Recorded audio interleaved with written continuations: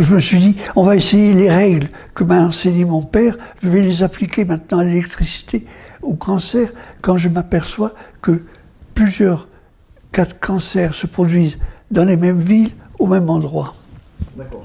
Qu'il y a peut-être une cause commune. Et c'était des cancers de quelle nature? C'était des cancers spécifiques, des cancers rares? Des cas rares, des leucémies myéloïdes chroniques, il n'y en a pas beaucoup. L'oligodendrogliome, c'est un cancer du cerveau, une tumeur du cerveau, qui est la plus rare selon Fleury, qui a passé sa thèse dessus.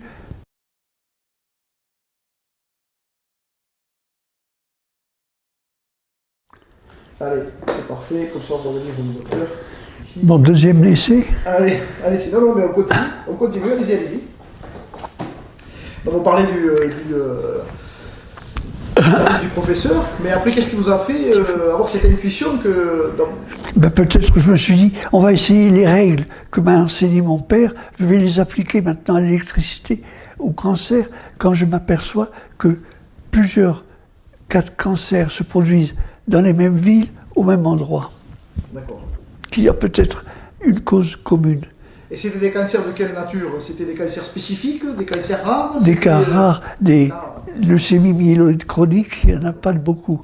L'oligodendrogliome, c'est un cancer du cerveau, une tumeur du cerveau, qui est la plus rare selon Fleury, qui a passé sa thèse dessus. Fleury est une chef de clinique qui a passé sa thèse sur les tumeurs cérébrales à Strasbourg et qui s'est aperçu qu'à Strasbourg, il y avait beaucoup... Enfin, elle a décrit que le Haut-Rhin était celui des départements français où il y avait le plus de tumeurs cérébrales. Je me suis demandé s'il y avait une cause locale. C'était après Tchernobyl. D'accord. Et c'est à partir de ce moment-là que vous avez fait vos investigations. C'était en quelle année, docteur? Ou c'était il y a 15 ans, c'était en... Ah, ça c'est d'accord. Oui, bon, c'est pas grave. Et dites-moi, est-ce que c'était avant votre observation aussi?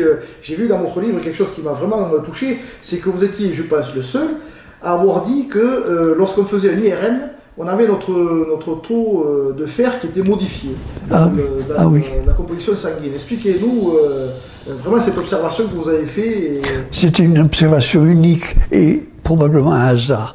Je l'ai trouvé sur moi-même, je m'étais fait passer une IRM et j'avais noté que j'avais une diminution du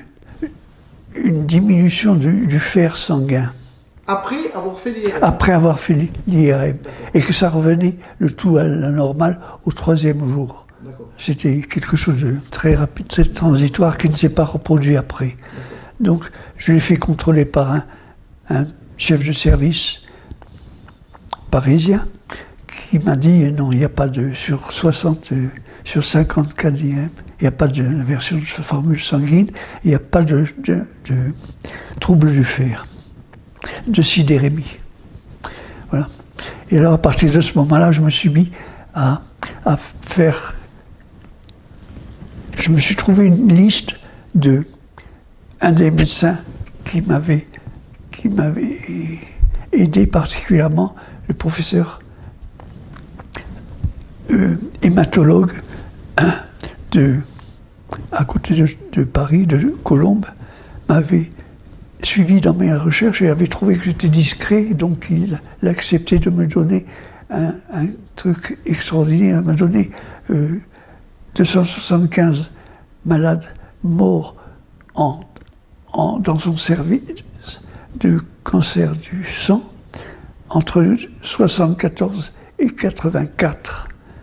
De sorte que je me suis lancé là-dessus. D'accord. En fait, c'est suite à votre expérience où vous avez vu que sur vous, vous aviez le taux de fer suite à l'IRM. La sidérémie. Vous avez eu l'intuition de dire, mais est-ce que ça ne pourrait pas, une exposition donc à des champs électriques, ne pourrait pas être à l'origine de l'empoisonnement du sang? J'avoue que j'étais complètement sidéré par cette observation.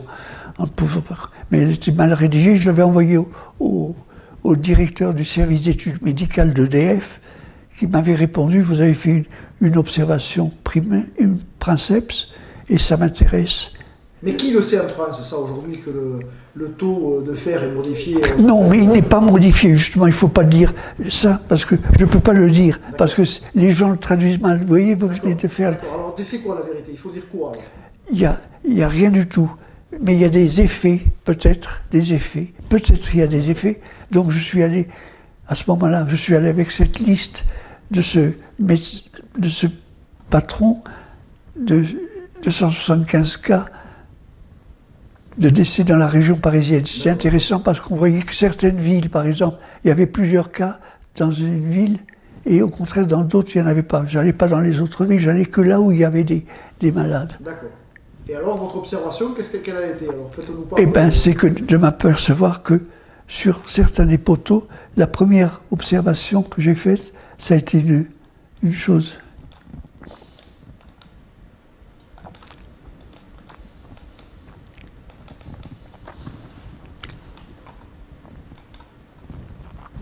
Voilà, c'est cette photo ici. J'ai dit à un colloque à Monaco, j'avais dit, c'est une photo qui, pour 40 millions de francs, je ne vendrai pas. Parce que là-dessus, c'est là-dessus qu'a démarré vraiment la recherche. Je me suis dit, à côté de ce malade, le malade est ici, derrière ce sapin, c'est à Argenteuil, il y a... Qu'est-ce que c'est que ce quatrième fil, ce cinquième fil, qu'est-ce que c'est que ça? Qu'est-ce que c'est que ce fil? Je ne savais pas, je ne connaissais rien d'électricité. Et là, j'ai eu un beau-frère qui était Supélec, ingénieur supérieur d'électricité. Il m'expliquait qu'il y avait 3 phases et puis un retour. Il me dit, et puis il y a le protège contre le protège foudre aussi, le parafoudre. Donc, les trois sont les phases ici. Tu en as un qui est pour l'électricité de la rue, pour les réverbères, quoi. Et puis celui-là, c'est sans importance, évidemment, puisque c'est un avion. Mais ce qui m'a... C'est cet avion qui... C'est quelle année, ça, docteur? C'est en... Peut-être que c'est marqué dessus. Oui, tout à fait au début, tout à fait au début. Oui. Ah oui, oui. D'accord. Non, je ne l'ai pas. Oui, non, mais ne vous inquiétez pas, c'est marqué dans votre livre et que l'étude elle a commencé dans les années 90, vous avez commencé, je crois, un petit peu avant.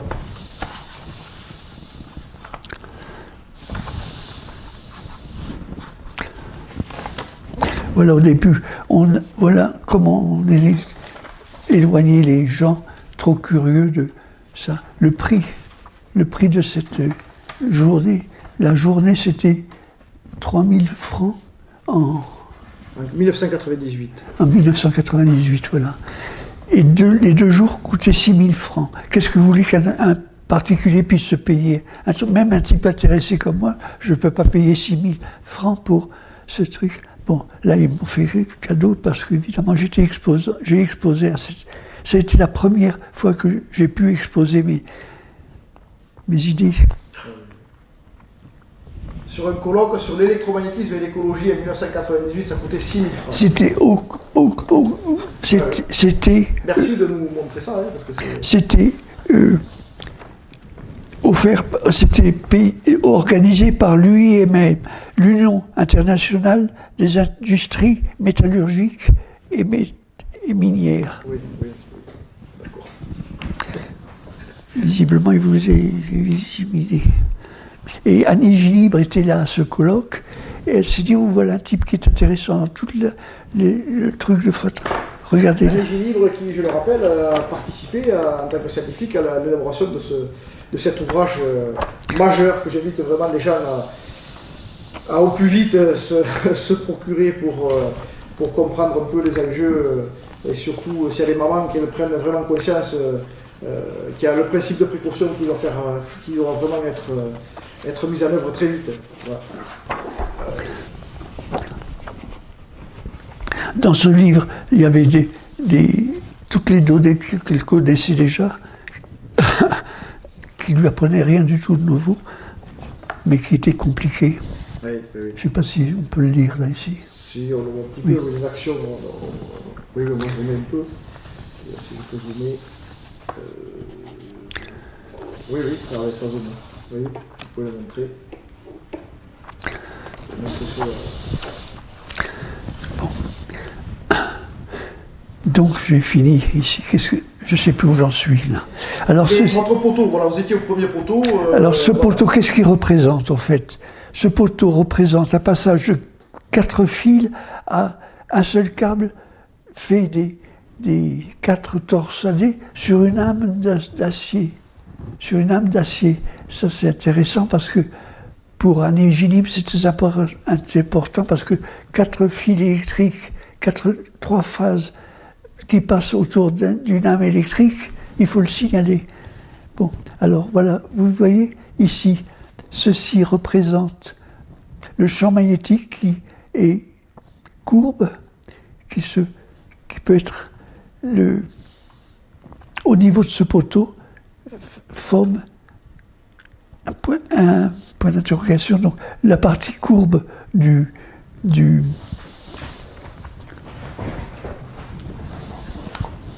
la partie courbe du champ est représentée représente la partie magnétique du champ et la partie rectiligne représente sa composante électrique.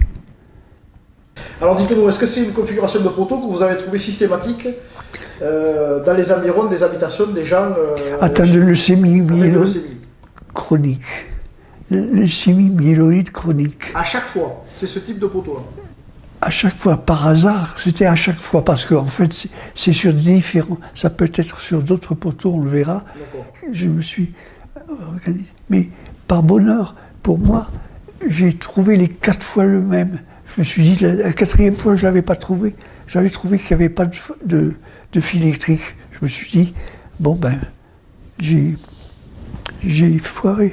D'accord, c'est par rapport à la liste de gens qu'on vous avait donné qui étaient décédés de maladie du sang, du cancer du sang, c'est ça, de leucémie particulière. Oui. Et à chaque fois que vous avez été dans les environnements des habitations, vous avez trouvé ces poteaux spécifiques. Ce poteau spécifique. Ce poteau spécifique ou d'autres que vous allez montrer tout à l'heure. Ou d'autres que je vais. Configurations, mais c'était à chaque fois. Chaque fois, c'est un hasard, parce que maintenant je ne les trouve plus, alors ça ne veut pas. Oui, non, mais à l'époque, quand vous avez fait cette enquête-là, ça a été vérifié. Oui. Alors, on ne peut pas parler du hasard. Si ça se retrouve à chaque fois, comment peut-on parler de hasard à ce moment-là? Enfin, je laisse les gens juger par eux-mêmes. Ça, c'est le hasard pour moi. Certains disent que c'est Dieu qui passe incognito. Je crois que c'est Einstein qui disait ça. Comment c'est Dieu qui passe incognito. Qui disent que le hasard. C'est Dieu qui passe incognito. Ouais, quel personnage avait dit ça, mais j'avais trouvé ça très, très joli. Donc vous avez fait ça, mais je sais que dans votre observation aussi, vous avez vu, bon ça c'est déjà un premier signe, mais il y avait d'autres signes, c'était des courants vagabonds qui peut-être aussi perçaient des tuyauteries d'eau. Oui. Il y a d'autres signes, il n'y a pas que le signe de ces poteaux-là, il y avait aussi d'autres signes qui étaient mis en commun, il y avait aussi tout à fait.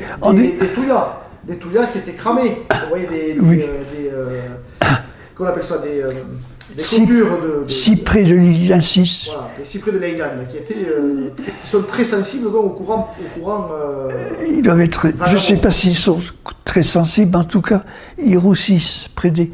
Souvent, il y a ou une branche du tuya, ou même tout le tuya lui-même qui roussit auprès de ces feux. D'accord. J'étais très étonné par ça. Bon. Donc, en fait, pour expliquer aux gens, vous avez pris dès que vous avez eu cette intuition suite à cette prise de sang que vous avez fait pour vérifier votre taux de fer, vous avez dit je vais aller vérifier autour de l'habitation de gens qui sont morts de leucémie et vous avez... Voilà, pour lesquels j'ai un diagnostic précis, voilà, pas un diagnostic la voie publique. Très précis. Et avec l'adresse précise. Et donc vous avez pris votre bâton de pèlerin et après c'est le sens de l'observation, vous avez observé l'environnement de ces poteaux et voilà. Jusqu'au jour où j'ai trouvé un monsieur qui était avec un stéthoscope et dont j'ai mis la photo dans le livre. Oui, tout à fait. Et puis il était en train d'ausculter quoi? Les bruits sur une espèce de boule, très boule de cristal, sur une boule, piquait sa boule dans le sol, et puis il écoutait là. Et après, il badigeonnait de bleu là. Il cherchait les fuites d'eau. Hein. Il cherchait les fuites d'eau. Oui. Et pour montrer à ses collègues qui allaient venir ensuite la réparer, il badigeonnait la clé d'eau sur le trottoir de bleu. D'accord. Ça aussi, c'est ce que vous m'aviez dit la dernière fois qu'on s'était vu, c'était très, c'est ce que vous recherchiez en fait. Ah oui. S'il n'y avait pas des traces bleues sur des...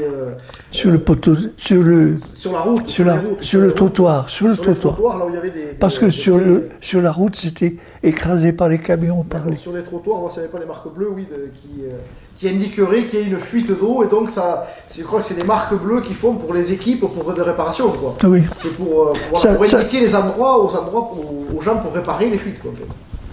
Ça laisse un souvenir exact, en tout cas, beaucoup plus que dans la mémoire des gens qui parlent. Ah ben c'était là-bas, non c'était là-bas, qui vous disent n'importe quoi. C'est marqué au sol, il y avait des marques au sol. Marques au sol. Très bien. Et donc, ces fuites, pour vous, étaient et sont faites par les courants vagabonds. Vagabonds dits de retour, ce qu'ils appelaient, ce que j'ai appris après de la SNCF, que c'est ce qu'ils appellent au service de corrosion, les ingénieurs ou les techniciens du service de corrosion appellent la FEMLI, force électromotrice longitudinale induite. Oui, que vous m'aviez appris et que vous marquez dans votre livre, que j'ai vraiment... j'ai été sur le cul, excusez-moi, où vous avez fait des tests, où vous étiez capable de voir quelques secondes avant le passage du train. Quand il allait arriver. Quand il allait arriver, vous aviez sur votre voltmètre, un simple voltmètre planté dans le sol, qui marque une valeur qui monte, ça veut dire qu'il y a la résistivité qui change, et aussi des animaux dans une étable qui étaient à cet endroit-là, qui étaient capables de le ressentir quelques secondes à l'avance. Et puis surtout à 700 mètres de la voie ferrée. Ah oui. C'est ce que je veux bien que les auditeurs écoutent bien. C'est marqué dans le livre, démontré, c'est à plus de 700 mètres des voies SNCF. Oui, là c'était un cas tout à fait particulier parce que c'était dans un virage, dans une courbe de la voie ferrée. Attendez, on va le retrouver. On peut retrouver des courants vagabonds dans le sol à plus de 700 mètres des lignes. C'est incroyable, incroyable. Et qui dit passage de courant, dit perturbation du champ magnétique, on en parlera tout à l'heure, mais les deux vont ensemble. Mais si un passage de courant, il y a modification du champ magnétique, et on sait aujourd'hui que l'être humain est très sensible au champ magnétique. Voilà. Zut alors. Et je n'ai pas là-dessus parce que c'était après. C'est pas grave, c'est dans votre livre par contre, c'est très documenté sur votre livre, l'histoire avec dans le virage, avec les tables, le fait que vous aviez fait débrancher, je crois, la mise à la terre du dernier poteau, et les vaches, un retour. Et les vaches se sont senties très bien. Ouais. Et j'ai appris à ce moment-là qu'il y avait aussi, que je n'étais pas le premier sur la question, je suis le premier nulle part, je suis un type qui a trouvé tout seul, mais... Par une observation remarquable. Merci du fond du cœur. Je suis vraiment très ému de pouvoir vous interviewer parce que j'étais très touché par votre livre qui est vraiment la synthèse de l'intuition que j'ai depuis le début, où les gens me connaissent avec de dire faites attention, cette électricité dans les maisons, c'est pas quelque chose de banal et ni de banalisé. Vous l'avez démontré par cette étude, je rappelle, qui a plus de 15 ans. C'est vraiment un travail remarquable. Danse en Belgique a trouvé que les... Jean-Marie Danse, oui voilà, c'est Jean-Marie Danse a trouvé que, et son équipe, ils ont trouvé que les vaches se trouvaient mieux quand on soudait les pièces, les grilles métalliques, ce qui facilitait les courants, ce qui étalait les courants, quand on les soudait. Mais il fallait les souder plutôt que les visser. Oui, pour éviter des résistances entre les pièces. Il y a des résistances, il y a des tensions différentes. Oui. J'ai noté au fur et à mesure tout ce qui pourrait me servir un jour pour une éventuelle protection. C'est pour ça que le lit métallique, enfin, je ne parle pas encore du lit métallique, je ne sais pas faire de... On va y venir tout à l'heure, à vos préconisations, c'est ce que vous voulez laisser vraiment aux gens, quoi. Je me rappelle que la dernière fois, vous étiez très ému. Que certaines préconisations que vous avez données ne soient pas encore aujourd'hui un peu plus compris de large public, parce que vous me parliez des mamans, Et moi aussi, c'est quelque chose qui me tient à cœur. C'est les mamans aujourd'hui qui se retrouvent avec des enfants, des fois, qui sont touchés par la maladie. Oui, et ça pourrait être évité bien souvent avec vos préconisations, quoi. En tout cas, il faut essayer de trouver quelque chose parce que c'est insupportable. Que des personnes âgées de mon âge se trouvent avec un cancer ou une tumeur cérébrale, c'est relativement peu grave parce qu'on a établi nos familles, mais quand vous avez votre famille à faire, je trouve ça beaucoup plus grave. Oui. Je ne sais pas où est-ce que je voulais vous montrer. Oui, non, c'est pas faisable parce que j'ai deux plans différents, alors ça va pas. Alors pour en revenir à ces courants vagabonds dans le sol, et pour faire la transition avec les enfants, vous m'aviez dit que vous aviez assisté ou vu ou relaté un fait où un enfant dans un tricycle ou comme ça a été foudroyé par un courant rayonnant oui, dans le tricycle dans sa rue. Tout à fait, c'est un mortage au Perche, dans le Perche français, qu'un enfant un enfant de 10 ans a été foudroyé sur son tricycle à la sortie de l'école. Il venait à chercher un petit frère avec sa mère, et puis il est tombé mort. Oui. Rupture d'anévrisme cérébral, on dit les légistes. Et vous avez pu constater que c'était... Eh ben, je suis allé sur place. Je suis allé sur place toujours, et j'ai vu qu'il y avait une fin de ligne qui était là, comme une antenne. Il y a eu peut-être un effet d'arc, je ne sais pas. Ou une perturbation du champ spatial, ce que vous expliquez dans votre livre, un endroit où le champ spatial est complètement modifié et qui est très perturbateur pour l'organisme, ce que vous dites dans votre livre. Vous appelez ça la modification du champ spatial, je crois. Hein? Oui. Je crois que c'est ça. Vous l'appelez comme ça. Oui.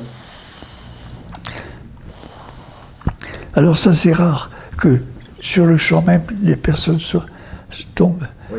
Mais on a été plusieurs à le voir, ça. C'était Serge Combe Sargentini qui, avec son site de Next Up, le relate. Le jour où le directeur de l'OMS a été élu président international à l'OMS, il était là avec son téléphone à la main, tac, il est mort foudroyé aussi. Et alors, Serge dit, mais les appels sur le téléphone ont été tellement nombreux ce jour-là, à ce moment-là, que tous à la fois, je pense, il pense que ça a dû lui flanquer une rupture. Il dit. Oui. Il y a beaucoup de choses à découvrir encore là-dessus, quoi. Enfin, ce qui est sûr, c'est que moi, ce qui m'a vraiment étonné dans votre livre, c'est cette rigueur que vous avez à vraiment faire un travail d'investigation très précis. Même à un moment donné, vous dites qu'on ne vous donnait pas les adresses des gens malades, vous ne les donnez pas, mais vous, par la simple observation, vous donniez la maison précisément. Ah oui, ça je l'ai trouvé plusieurs fois. C'est incroyable, ça. Plusieurs fois. C'est pas incroyable. Ben, c'est incroyable pour les gens à qui c'est pas dans leur conscience, quoi. C'est ça, je regarde. Voilà, on m'avait demandé ici, par exemple, on m'avait dit qu'il y avait eu un ODG, un oligodendrogliome, qui est une tumeur la plus rare, dont je vous parlais tout à l'heure de Fleury qui a fait sa thèse sur les oligodendrogliomes, sur les tumeurs cérébrales.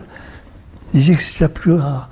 Eh bien, on me disait que dans un petit village, on m'avait dit qu'il y avait une tumeur comme ça qui était existante.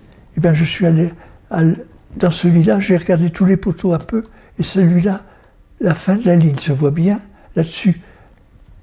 Le petit oiseau qui est à côté, qui est attiré par les qui était là-dessus. Alors un petit oiseau sur un poteau, je fais rire les scientifiques qui me traitent d'ahuri, parce qu'ils me disent, mais enfin, des oiseaux sur des poteaux, il y en a partout, monsieur. Soyez raisonnable. Oui, mais ils viennent juste sur le... Et qu'est-ce qu'ils font là? Ils picotent. Peut-être, je ne sais pas s'ils sont attirés par... Ils sont attirés. Est-ce qu'il y a attirance ou attraction de ces oiseaux? Attirance signifiant qu'il y a une volonté de leur part d'y aller, ou attraction comme bateau au fond d'un maelstrom. Est-ce qu'ils sont attirés? Et oui, c'est aussi quelque chose que je dis là pour les gens qui nous suivent. Dans le livre, vous avez relaté ça, cette observation remarquable. Il y a certaines configurations de poteaux où vous avez les hirondelles qui viennent, souvent, d'une année à l'autre, et il y avait une modification sur la ligne, après elle ne venait plus. Ça veut dire qu'il y a bien un lien direct entre, entre le champ magnétique sur certains poteaux ou certaines lignes, qui doivent, comme vous dites, attirer peut-être certaines bestioles. Alors, donc, les magnétites ou les espèces de GPS ou de ces oiseaux ou de ces insectes est modifié, c'est pour ça que ces poteaux ou ces configurations les attirent. Et quand il y a une modification sur la ligne, il apparaît que l'année d'après, ces hirondelles ne venaient plus. Voilà, elles ne venaient plus, c'était à Coulomb. Il y a un lien direct, si vous voulez, entre les animaux, votre observation avec des insectes, et ça, voilà, c'est ça que je voulais dire, avec certains insectes et des oiseaux qui se posent sur certains poteaux, c'est que, et dans ces endroits-là, vous avez repéré qu'il y avait des gens malades. C'était aussi l'observation que vous faisiez, quoi. C'était ces gens malades, le fait de rechercher ces environnements. Là, ce truc, c'est une de ces 4 maisons, je ne vous dirai pas laquelle, parce que le village est petit, oui. La rupture du secret médical, je n'ai pas le droit de le dire, mais on me l'a confié parce que j'étais médecin, mais je ne peux pas le dire. Il est dans une de ces 4 maisons, il était fou, la personne qui m'avait dit ça. Et donc, pour être précis, la distance à peu près de ces poteaux que vous avez estimé, c'était entre combien et combien? Alors, le minimum c'est dans le jardin de la personne, oui. et le maximum, c'est 50 mètres. Mais Anne Génie me déconseille de prendre 50 mètres comme distance, parce qu'elle dit c'est trop loin, tu vas foutre la frousse à tout le monde, ça n'est plus valable ton histoire. Tandis qu'à 35 mètres, tu restes à 35 mètres. Mais j'ai tout fait mes calculs sur 50 mètres. D'accord. Un rayon de 50 mètres de poteaux que vous appelez ces poteaux des poteaux dangereux. C'est comme ça que vous les nommez. Quoi. Voilà. Enfin, dangereux ou pas, ça c'est la science qui nous dira demain, moi comme je dis aux gens, hein, c'est aux scientifiques pur et dur à nous démontrer des faits. Parce que ce que vous avez constaté, c'est des faits. À me montrer que c'est pas ça la cause. Comment? À me montrer que c'est pas ça la cause. Oui. Quand je vois tout l'ensemble du truc, du truc physique, les tuyaux qui percent, les tuyaux bleus d'eau, les oiseaux ou les insectes attirés, oui. 3 le malade à côté, et oui, c'est des faits, et c'est après les scientifiques qui doivent démontrer pourquoi ces faits existent. Voilà, c'est après, par contre, ils vous embêtez à vous, enfin vous embêtez, mais c'est qu'ils ne veulent pas le dire. Ils ne veulent pas entendre qu'il y a une corrélation entre des faits et la maladie. Aujourd'hui, mais c'est en France. Vous savez probablement ce que c'est que AARP, le programme AARP. Bon, eh bien, ils n'en ont pas parlé à la conférence internationale de la COP qui a eu lieu en décembre. Oui, la COP 21, ouais, racontez. Ils n'en ont pas parlé en 2015. C'est un sujet extrêmement brûlant. On a l'impression qu'ils se tenaient tous les deux en riant, le français et l'Obama. Vous savez, en France, puisque moi je suis aussi à essayer d'ouvrir un peu les consciences des gens pour qu'ils comprennent que nous vivons dans un environnement électromagnétique et notre corps interagit en permanence avec cet environnement électromagnétique et qu'il faut être très vigilant, déjà prendre conscience qu'il existe et 2 être vigilant par rapport à ça, mais il y a tout un travail à faire parce que de l'autre côté c'est circuler, il n'y a rien à voir. Nous ne sommes pas des êtres sensibles à l'électricité. Moi, ce que je crois en pratique, comme dirait mon père, j'ai essayé de donner des conseils pratiques. Oui. Ne pas acheter de maison, quand on a le choix, près de ces poteaux électriques. Ne pas acheter près du transformateur dans tous les cas. Voilà. Ça, c'est d'après votre expérience, voilà, on va y aller. Quelle préconisation, vous, aujourd'hui, qu'est-ce que c'est que vous voulez livrer aux gens? Parce que c'est ce que vous m'avez touché la dernière fois, je vous ai même vu très très ému quand vous parliez des enfants, parce que vous avez eu beaucoup de cas de cancer d'enfants du cerveau dans des configurations comme ça, techniques, environnementales que vous avez notées, avec déjà le premier signe, c'est les oiseaux, les poteaux fin de ligne, les fuites en sous-sol, des fois c'est des haies de touillas qui sont cramées, et la corrélation de cet ensemble-là, vous arrivez directement à dire... Et éviter l'environnement. Mais même quand vous promenez, ça c'est à Tours que j'ai fait l'observation. À Tours, un jour je me promenais et j'ai vu, en arrivant près de la gare, là où il y a le grand, à Saint-Jean-des-Cordes, qui est la gare de Tours, il y avait une femme qui promenait son chien. Je la vois d'un seul coup qui fait la fuite, qui fait un détour avec son chien, et puis un autre chien qui est en train de gueuler comme un sauvage. Ben, je lui dis donc, pourquoi est-ce qu'il fuit comme ça, votre chien? Oh ben parce que l'autre jour, l'autre lui a arraché, le chien lui a arraché au mien l'oreille presque. Et je disais, il y a un poteau électrique à l'angle de cette propriété. Est-ce que les chiens, quand vous êtes dans des rues désertes et que vous promenez votre chien, vous remarquerez qu'il y a certains chiens qui sont innommables, qui sont gueulards. Et ben, les 2 fois, je l'ai vu, l'autre fois à Toulouse ici, un chien qui gueulait comme un sauvage. Et dans la rue, il était juste à l'endroit où il y avait un poteau électrique, comme ça. Est-ce que ça trouble le psychisme des chiens aussi? Oh, c'est fort probable, parce que moi j'ai démontré le peu que j'ai compris aujourd'hui. Vous savez ce que je vous ai montré avec le détecteur là, que je vous ai offert, là, des radiateurs qui émettent ces champs électriques. Vous avez des enfants qui sont à côté, mais ils braillent toute la nuit. Ces appareils, vous les débranchez complètement, vous les mettez à la terre, mais les enfants se sentent mieux. Et donc je suis moi persuadé, ça n'engage que moi ce que je veux dire, mais je suis persuadé que nous sommes très sensibles à l'électricité fabriquée par l'homme, par le 50 Hz.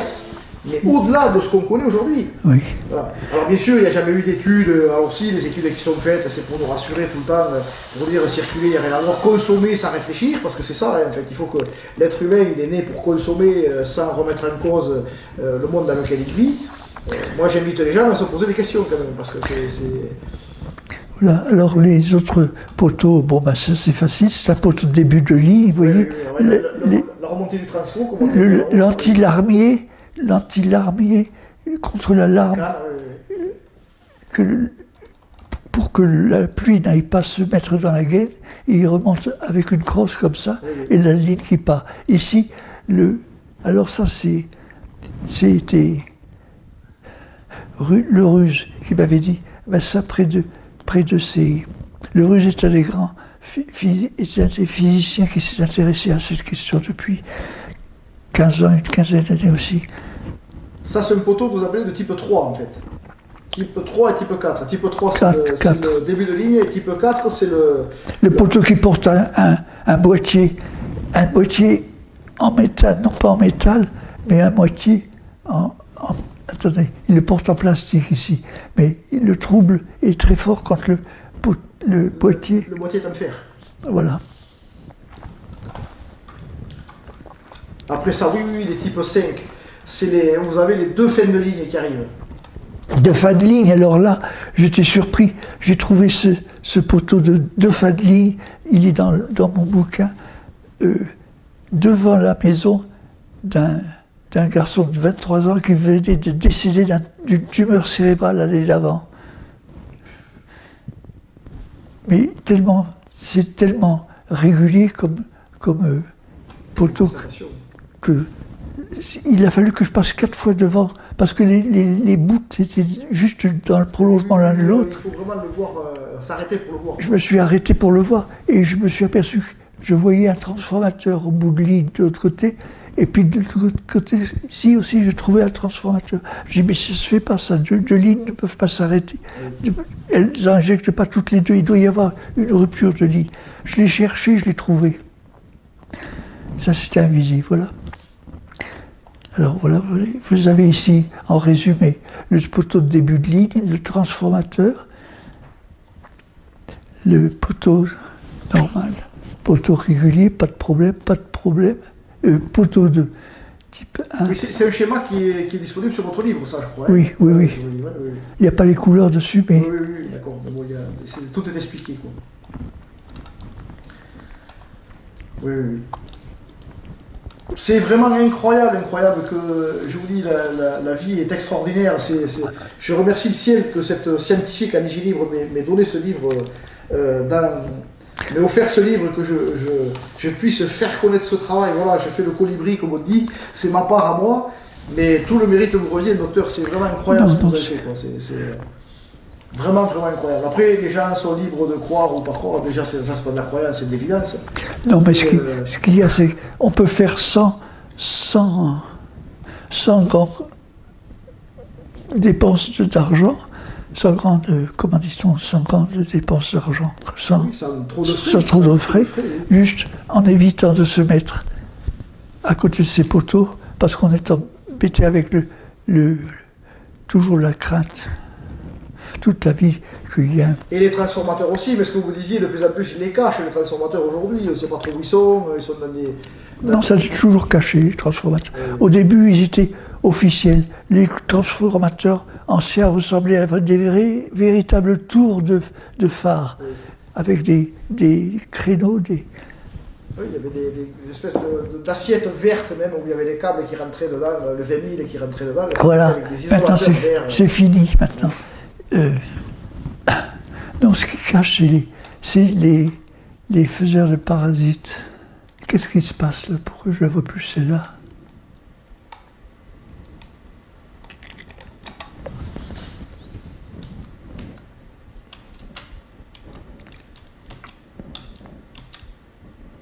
Elle a disparu l'image. Ça, c'est en Bretagne. J'avais une personne qui avait un cancer du sein. Et elle me dit, mais c'est héréditaire, mon histoire, car un des réflexes des médecins, lorsqu'une fille et une mère font le même cancer, le réflexe normal, moi je l'ai aussi, c'est de dire, mais la mère avait un cancer du sein et la fille en a un aussi, hérédité. Oui. En fait, j'étais surpris parce que la fille n'avait eu que 2 adresses et la première adresse, je l'ai trouvé la première adresse dans la ville. On m'avait dit qu'il y avait cette femme qui avait eu un cancer du sein. Donc même pour le cancer du sein, vous avez trouvé Oui.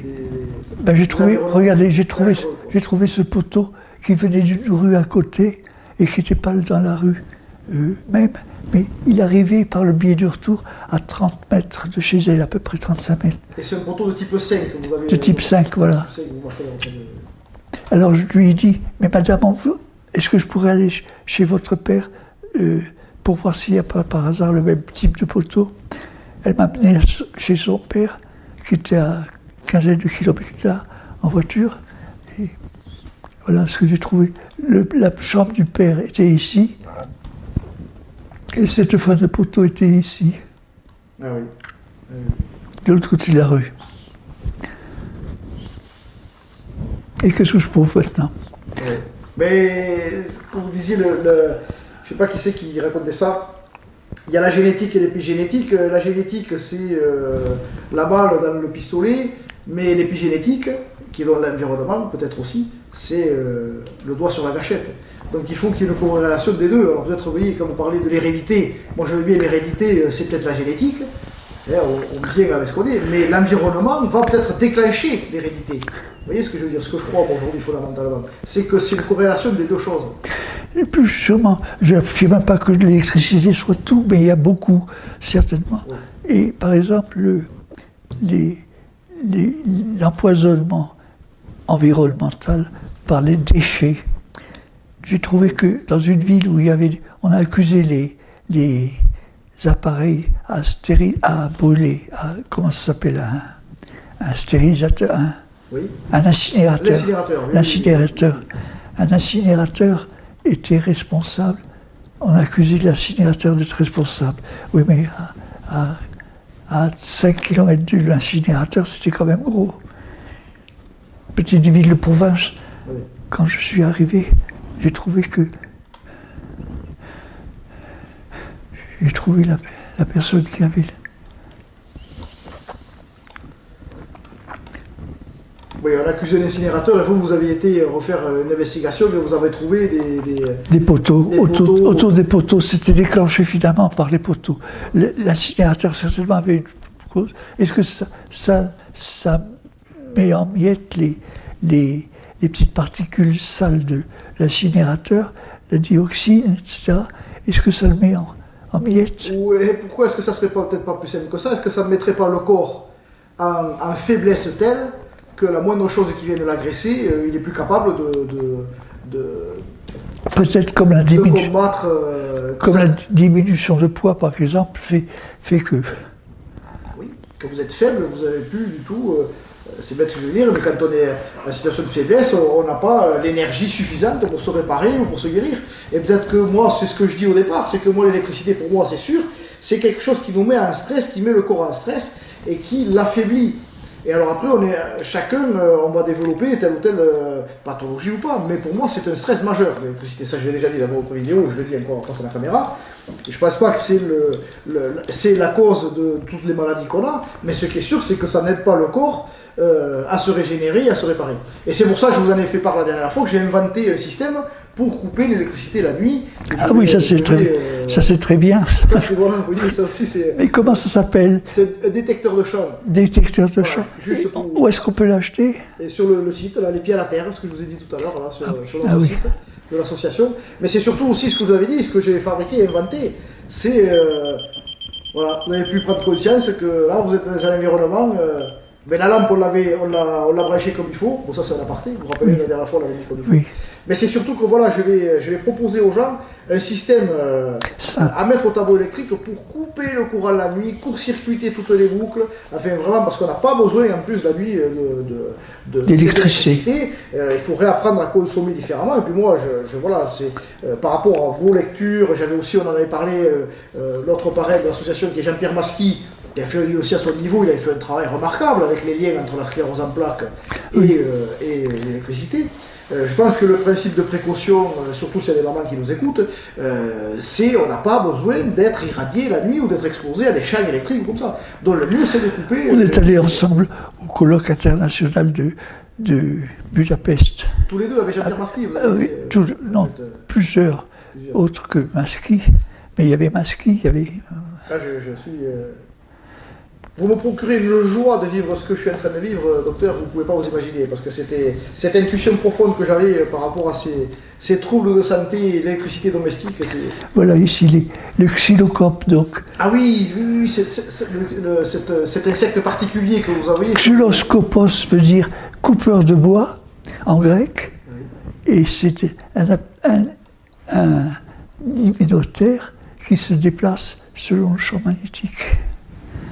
Alors je ne sais pas toujours si c'est le champ magnétique qui les attire sur ces poteaux ou si c'est comme le disait j'avais présenté mon observation chez les entomologistes et il m'avait dit non, c'est complètement fou votre histoire, on ne peut pas publier ça. Je suis donc refusé dans le... Vous voyez, il y a eu... Oui. Ça a été refusé. Alors, pourquoi est-ce qu'ils vont sur ces poteaux?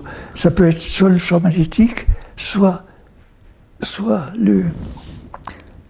parce qu'ils veulent couvrir une femelle qui viendra à passer par là. Il y a une attirance des femelles. Ils sont attirance plutôt qu'attraction. Ou attraction, je ne sais pas. Oui. Oh, mais peut-être aussi simplement que leur système de radar est perturbé et leur donne une mauvaise information, puisqu'aujourd'hui on est à l'ère de l'information quantique, la physique quantique c'est toute information. Peut-être que, moi c'est ma suspicion aussi, et ce que je mets en avant, ça n'engage que moi, c'est que l'électricité transporte énormément d'informations, et des fois il peut y avoir des informations parasites. Et donc certains organismes, comme ces insectes ou même nous, eh bien, on récupère de l'information qu'on n'a pas besoin, quoi. Donc ça peut être très perturbateur aussi. Turtle dove, les tourterelles, les pigeons, les hirondelles. Oui. Oui. Et puis, voilà, ce que vous dites, c'est pas l'oiseau tout seul, c'est que les gens comprennent bien aussi, c'est une corrélation de choses. C'est des poteaux de type dangereux que vous avez bien identifiés, souvent des croix bleues sur les trottoirs qui viennent nous dire il y a des fuites pas loin dans les réseaux de distribution d'eau. Donc il y a des courants. Donc il y a des courants vagabonds dans le sol, donc il y a certainement des transfos qui sont pas loin, ou des lignes de voie ferrée ou de chemin de fer quelque part. Peut-être aussi, par observation, des haies de Touya ou de cyprès de Leyland, des endroits qui sont cramés. Ça, je mettrai dans la vidéo, dans le montage vraiment des photos que vous m'avez montrées, on voit vraiment par rapport à une bouche d'incendie, où dans le courant on voit très bien sous les fils, sous les fils, le coude. C'est vraiment une concordance, ça fait, c'est plusieurs faits en fait, comment on appelle ça, enfin, je sais pas comment on parle, plusieurs éléments mis bout à bout. Qui à chaque c'est reproductible par contre. À chaque fois, quand vous aviez des gens malades ou des gens, des adresses ou non que vous aviez, c'était à chaque fois c'était pareil. Quoi. Et là on ne peut pas parler du hasard. En tout cas, il y a plusieurs coïncidences, ça fait beaucoup. Oui. Plusieurs coïncidences à la fois. Oui. Est-ce que vous avez vraiment quelque chose des préconisations à donner aux gens ou par rapport au recul sur cette étude que vous avez fait, est-ce que vous avez des choses vraiment à transmettre par rapport à la... Voilà encore les hirondelles. Ça, j'ai passé toute l'après-midi dessus. C'est un roman dans la Drôme. Il y a un cancéreux dans les 15-30 mètres de ce poteau. Oui. Et voilà le poteau, 4 fils d'un côté et un câble tarselé. Toutes les hirondelles, il y en avait une centaine à peu près qui s'envolaient tout en même temps. Ça obscurcissait le ciel. Elles venaient se reposer comme aux chaises musicales, les plus proches guillant la proximité de ce crochet. Oui. Et après se distallant ici, vous voyez que sur les poteaux annexes, il n'y en a pas. Oui, oui. Il n'y en a pas ici, il n'y en a pas ici, il n'y en a pas non plus, il n'y en avait pas non plus ici. Et c'est ce que vous appelez, vous, la modification du champ spatial. C'est ça. La VASEB, variation asymétrique du champ électromagnétique. Une variation asymétrique, c'est ça, j'ai des variations du champ spatial, mais c'est la variation asymétrique du champ électromagnétique. Qui fait que, alors, ça attire certains animaux, oui, c'est ça en fait, ils sont attirés par ça. Ou ça les fait hurler contre les chiens. Ou ça fait hurler les chiens, oui. Ça fait hurler. Très très bien. Je ne sais pas si c'est... C'est vraiment une réflexion, ça, c'est vrai que des fois il y a des chiens, ils font qu'aboyer, on ne sait pas pourquoi ils aboient.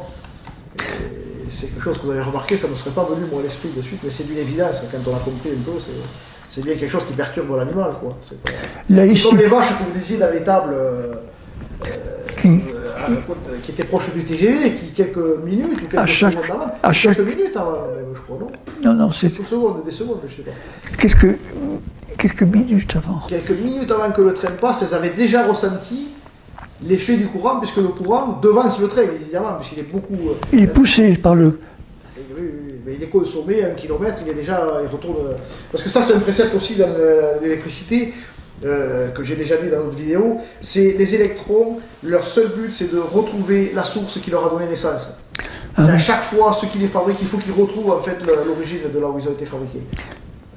Donc, ça, je l'ai trouvé à Colombes, à mon habitation, où j'avais très bien vu que à 60 mètres, à 60 minutes avant, 60 secondes avant le passage du train, je pouvais dire qu'il y avait un train qui arrivait, alors que je ne le voyais pas. Je regardais, je l'entendais passer tout à coup, et voilà, j'avais la preuve. J'ai téléphoné avec mes petits-enfants et un talkie-walkie. Je donnais un talkie-walkie à mes petits-enfants. C'était l'époque où il n'y avait encore que le talkie-walkie. Et puis moi j'étais l'autre truc, je dis, oh là ça monte. Je voyais sur l'écran, sur le voltmètre, le voltmètre monter. Et je dis, attention, voilà. Et toc. Juste avec les 2 pointes de touche dans le sol, c'est incroyable. On va s'arrêter si vous voulez un petit peu. On reprendra tout à l'heure. On va faire une petite pause pour le montage.